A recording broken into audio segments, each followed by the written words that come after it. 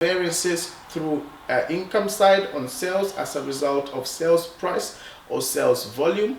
We can also look at variances on the cost, on the materials based on price and usage, variances on labor based on the labor rates and labor efficiency.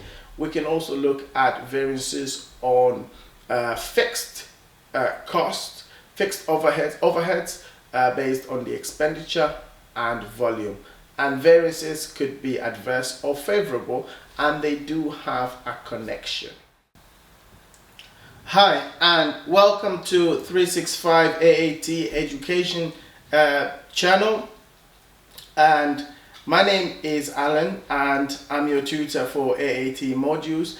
And this time, in this program, I would like us to talk about variances or variances analysis. Now, this is a common area both in management textbooks as well as examiners' favorite areas to ask students these questions. And it's one of the areas where it carries marks, and it's also very straightforward if you get good understanding on it. And so to get started with variance, variance in its own, it just means difference, right? So you have two things to compare, and the difference is what we call a variance. And we've earlier discussed about budgeting, and we've discussed that we have a fixed budget, flex budget, and actual results. And we said that we adjust the fixed to flex to match the actual activity. Now, in this case, variance really is the difference between flexed budget and our actual activity. So we can look at it in a couple of ways. So area number one we want to compare is our sales. We want to compare our costs. So what we expected, so a flexed budget or a budget is what you expected. Actual is what you have achieved in the period. Now, one thing is you want to see areas that you've outperformed and areas that you have underperformed for decision making. Now, if you look at sales, the differences or the variances can either be favorable or they can be unfavorable or adverse. So unfavorable is also used as adverse. Favorable would mean better than what you expected. Adverse or unfavorable would mean worse than you expected. So in terms of sales, they can cause two types of variances. Now, with sales, the difference can be broken down either via volume or via price. Now, if you think about it, if you expected to sell a certain amount and you've sold a different amount, that could be either you have changed your pricing, and as a result of changing your prices, then your income has been lower or more than expected. So if you've increased, if everything else remains the same and you've increased your prices, then you expect that your outcome or your achieved performance will be better than expected. If your prices has come down, you've changed your prices downwards, maybe because of competition pressure, you have driven down your prices, then you would expect that your achieved performance will be poor than expected. And that variance is called sales pricing variance or sales price variance, and it could be favorable or adverse. And another result of the variance in sales could also be explained through volume. Now, if you expected to sell at a certain volume and you've undersold that unachieved, you've managed to sell less than expected, then you might end up having adverse, even if your pricing hasn't changed, only because you've sold less volume than you've expected. Alternatively, maybe you've sold more than you expected. So sales variances can be explained by volume or by price. Remember, that's fine. And also we can look at cost. Now remember, in terms of sales, it's income. Sales is a type of an income, and the way we look at it, the more we sell, the better it is. So the more we achieve, it's favorable to us, and the less we bring in, or the worse we bring in, is unfavorable or adverse to us. Whereas when it comes to cost, it's inverse relationship.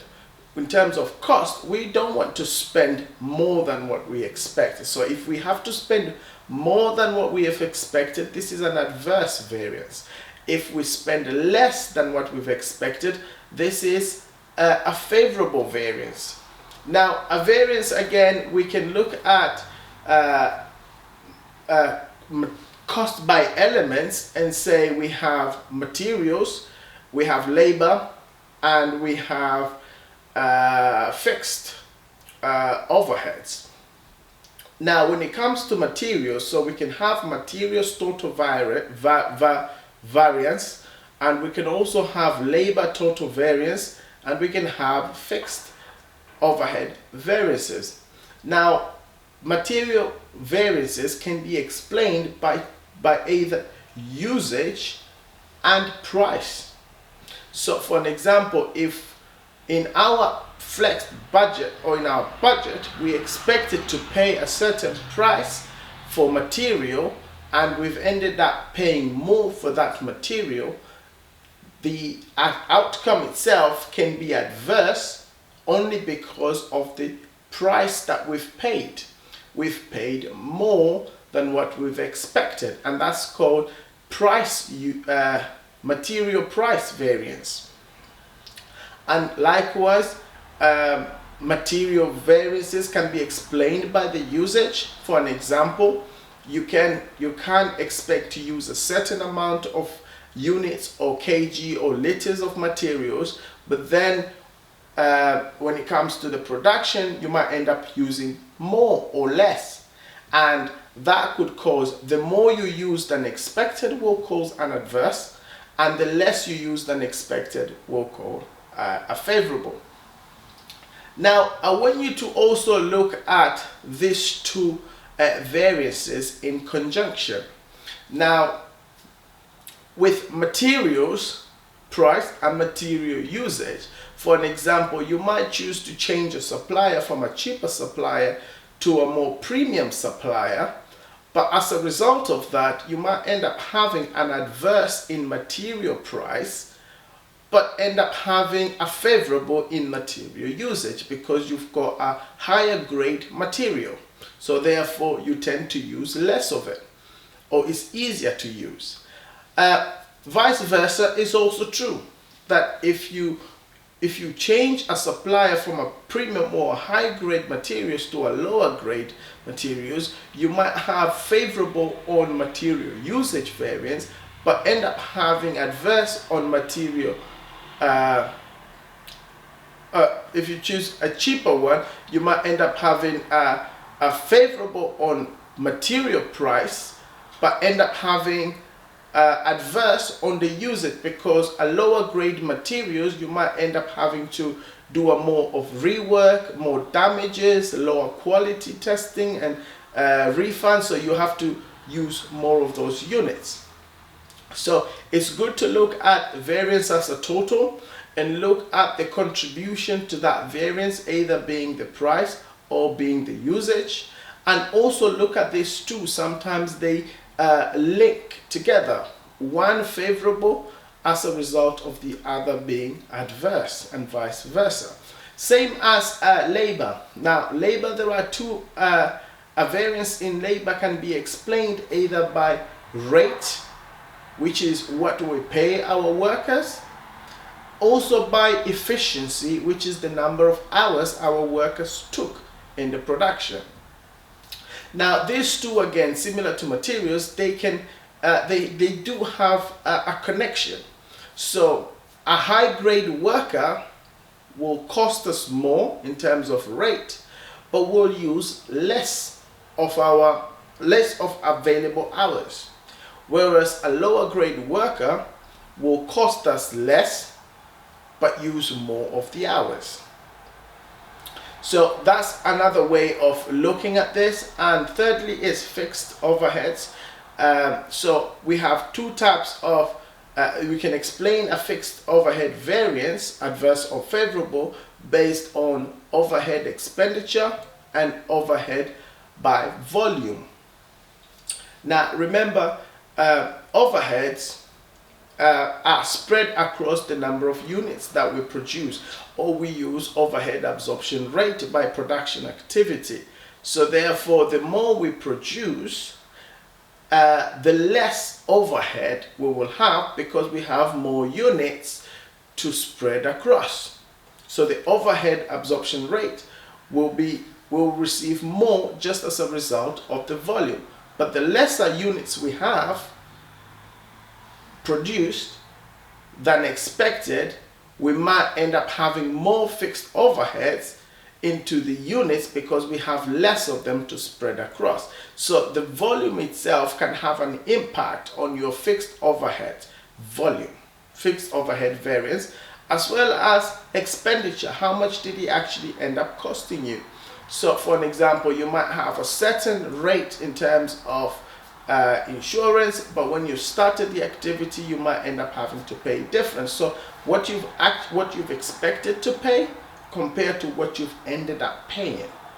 But also we can have volume. Now remember, fixed overhead, again, more marks you'll be able to earn if you're able not only to compute the variances, try to explain the variances on the both aspect, price and volume, materials by price and usage, labor by rate and efficiency, and fixed overheads by cost and volume, but also try to bring it together. Now higher marks will be earned by connecting it together. Now for an example, by renewing machineries in an organization might drive your insurance cost, might drive your fixed overhead expenditure variance into adverse. However, newer machinery will mean less units of material usage, but also a lot of saving in labor hours. So you will see favorable in efficiency variance and favorable in material usage variances. And the other opposite is true. If you have an older machine, you might end up having an adverse in material usage, an adverse in labor efficiency, but you might end up having favorable on your fixed overhead expenditure. So that is the difference in terms of gaining the top marks when it comes to variance analysis. So it's a very straightforward, just a quick recap. Variances are differences in budgeting and actual results, and we can look at variances through income side on sales as a result of sales price or sales volume. We can also look at variances on the cost, on the materials based on price and usage, variances on labor based on the labor rates and labor efficiency. We can also look at variances on fixed cost, fixed overheads based on the expenditure and volume. And variances could be adverse or favorable, and they do have a connection. So yeah, please don't forget, if you enjoyed this video, don't forget to like and subscribe for future videos. Thank you.